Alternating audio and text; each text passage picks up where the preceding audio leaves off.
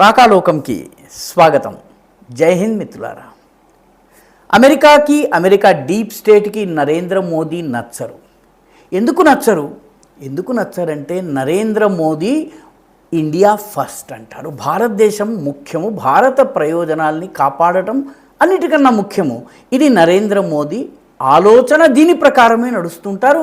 America deep state ఇటువంటి వాటికి ఆయన లొంగి రావడం లేదు. ఆయనను ఓడించేందుకు జరిగినటువంటి ప్రయత్నాలన్నీ కూడా విఫలమయ్యాయి.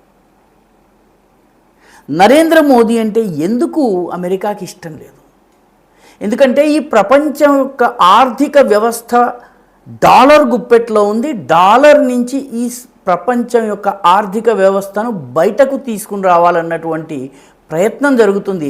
ఆ ప్రయత్నంలో ఒక కీలక పాత్రధారి భారతదేశం, భారత ప్రధాని అయినటువంటి నరేంద్ర మోదీ. డీడాలరైజేషన్ అంటే డాలర్ నుంచి నెమ్మదిగా డాలర్ ఉచ్చు నుంచి బయటకు రావడం, ప్రపంచ ఆర్థిక వ్యవస్థను శాసిస్తున్నటువంటి డాలర్ను పక్కన పెట్టడం. ఇది సామాన్యమైన విషయం కాదు. కానీ దీనికోసం పూనుకున్నటువంటి దేశాల జాబితా చూస్తే కాస్త ఆత్మవిశ్వాసం వస్తుంది. ఎందుకంటే ఈ దేశాలు పెద్ద ఆర్థిక వ్యవస్థలు, ఎదుగుతున్నటువంటి దేశాలు, చాలా బలమైనటువంటి దేశాలు. 5 దేశాలు కలిసి ఒక కూటమి ఏర్పాటు చేశాయి. దాని పేరు బ్రిక్స్. ఆ బ్రిక్స్ కూటమిలో Brazil, Russia, India, China, south Africa ఈ 5 కలిసి నెమ్మదిగా మనదైనటువంటి ఒక బ్యాంకుని వికసింపజేసుకోవాలి, మనదైనటువంటి ఒక ఆర్థిక లావాదేవీల వ్యవస్థ, స్వతంత్ర లావాదేవీల వ్యవస్థను ఏర్పాటు చేసుకోవాలని నిర్ణయించుకున్నారు. తరువాత దీనిలో 6వ దేశం కలిసింది, అది సౌదీ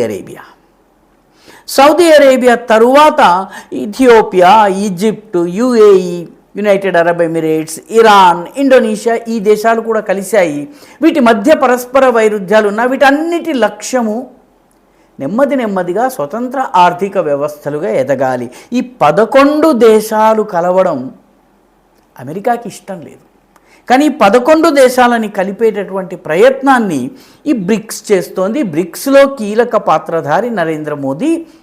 రాబోయేటటువంటి సెప్టెంబర్ నెల 12, 13 2 రోజులు బ్రిక్స్కి సంబంధించినటువంటి కీలకమైనటువంటి సదస్సు, సమ్మిట్ ఢిల్లీలో జరగబోతోంది.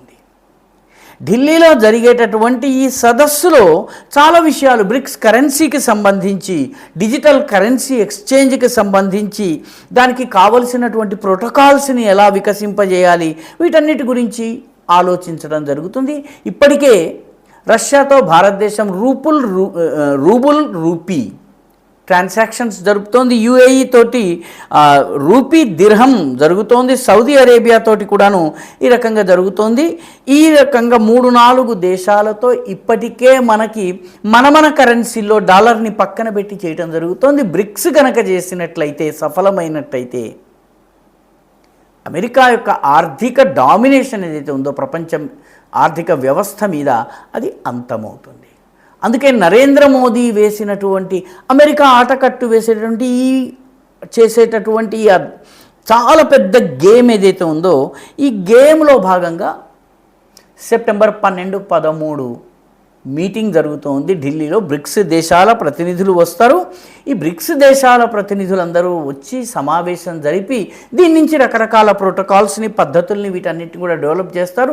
ఫ్రాన్స్ కూడా రావాలని ప్రయత్నిస్తోంది. కానీ యూరోపియన్ దేశాలు వద్దని బ్రిక్స్ దేశాలు అనుకున్నాయి. ఎందుకంటే ఒకసారి ఫ్రాన్స్ వచ్చిందంటే యూరోపియన్ మిగతా దేశాలు వస్తాయి. దాని తర్వాత అమెరికా యొక్క లాబీ వచ్చి చేరుతుంది. కాబట్టి అసలు లక్ష్యం పక్కకు వెళ్తుంది. కాబట్టి దీనిలోకి ఈ 11 దేశాలు మాత్రమే ఉన్నాయి. అద్భుతమైనటువంటి కార్యక్రమం. దీన్ని అడ్డుకోవాలి. ఎలా అడ్డుకోవాలి? దీన్ని అడ్డుకునేందుకు సెప్టెంబర్ 12, 13 ఈ కార్యక్రమం కాబట్టి సెప్టెంబర్ 10వ తారీఖునే సైంధవుణ్ణి పంపించేసింది డీప్ స్టేట్. ఆ సైంధవుడు ఎవరు? కాక్రోచ్ జనతా పార్టీ పేరిట మళ్ళీ జంతర్ మంతర్లో అల్లర్లు. 10th సెప్టెంబర్న సైంధవ ప్రయత్నం జరుగుతుంది. 10న ఉద్యమం ప్రారంభమవుతుంది. 11కి వేడెక్కుతుంది. సరిగ్గా ఈ బ్రిక్స్ సమావేశం జరుగుతున్న సమయంలోనే అమెరికన్ డీప్ స్టేట్ యొక్క అనుకూల శక్తులు ఢిల్లీలో అరాచక శక్తులు సృష్టించి భారత్ ప్రతిష్టను దెబ్బతీసేటటువంటి ప్రయత్నం చేస్తాయి. భారత్ అంతర్జాతీయంగా తల వంచుకునేటటువంటి పరిస్థితి వచ్చేలాగా చేస్తాయి. గతంలో అర్జెంటీనా వంటి దేశాల్లో కూడా, క్షమించాలి, బ్రిక్స్లో ఉన్నటువంటి బ్రెజిల్ వంటి దేశాల్లో కూడాను ఈ తరహా అల్లర్లు చేసేటటువంటి ప్రయత్నం జరిగింది. ఇప్పుడు భారతదేశంలో కూడాను కాక్రోచ్ జనతా పార్టీని, అభిజిత్ దీప్కేని ఉపయోగించుకుని మళ్ళీ జంతర్ మంతర్లో సరిగ్గా బ్రిక్స్ సదస్సుకి 2 రోజుల ముందు డీప్ స్టేట్ తన యొక్క పావుని కదిపింది. ఢిల్లీ జంతర్ మంతర్లో మళ్ళీ అల్లరి జరగబోతోంది. ఎందుకంటే డాలర్ డిమాండ్ తగ్గకూడదు కాబట్టి అమెరికా అనుకూల శక్తులు 10వ తారీఖు నుంచే హడావిడి ప్రారంభిస్తాయి. దానికి అనుకూల మీడియా హడావిడి చేస్తుంది. సోషల్ మీడియాలో ఉన్నటువంటి శక్తులు, వాటి ఆల్గోరిథమ్స్ ఇవన్నీ కూడాను ఇష్టారాజ్యంగా వాటిని ప్రమోట్ చేస్తాయి. మొత్తం మీద బ్రిక్స్ గురించి ఎవరికి చర్చలోకి రాకుండా అల్లర్లు చర్చలోకి వచ్చేలాగా ప్లాన్ జరుగుతుంది. అందులో భాగంగా ఇదంతా జరుగుతుంది. ఇదివరకు కూడాను AI సమిట్ ఈ దేశంలో జరిగింది, మన దేశంలో జరిగింది. ఆర్టిఫిషియల్ ఇంటెలిజెన్స్కి సంబంధించి జరిగినటువంటి ఈ సదస్సులో కాంగ్రెస్ పార్టీ కార్యకర్తలు చొక్కాలు విప్పేసేసి అర్ధనగ్నంగా లోపలికి ప్రవేశించి హడావిడి చేసి అంతర్జాతీయ దృష్టిని మళ్లించేటటువంటి ప్రయత్నం చేశారు.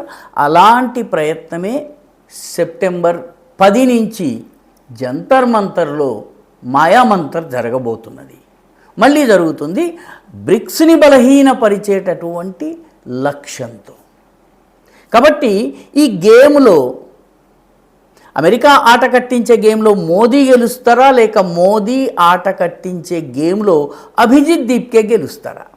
అభిజిత్ దీప్కే అంటే అభిజిత్ దీప్కే అనేది కేవలం ఒక పావు మాత్రమే, బంటు మాత్రమే.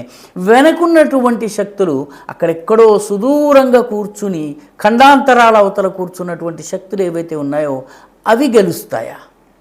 ఎవరు గెలుస్తారో సెప్టెంబర్ 10 నుంచి 13 మధ్య తేలిపోతుంది. ఈ వీడియో మీకు నచ్చినట్టయితే లైక్ చేయండి, షేర్ చేయండి, ఈ ఛానల్కి సబ్స్క్రైబ్ చేయండి. మీ అభిప్రాయాన్ని కమెంట్ల రూపంలో తప్పనిసరిగా పంపించండి.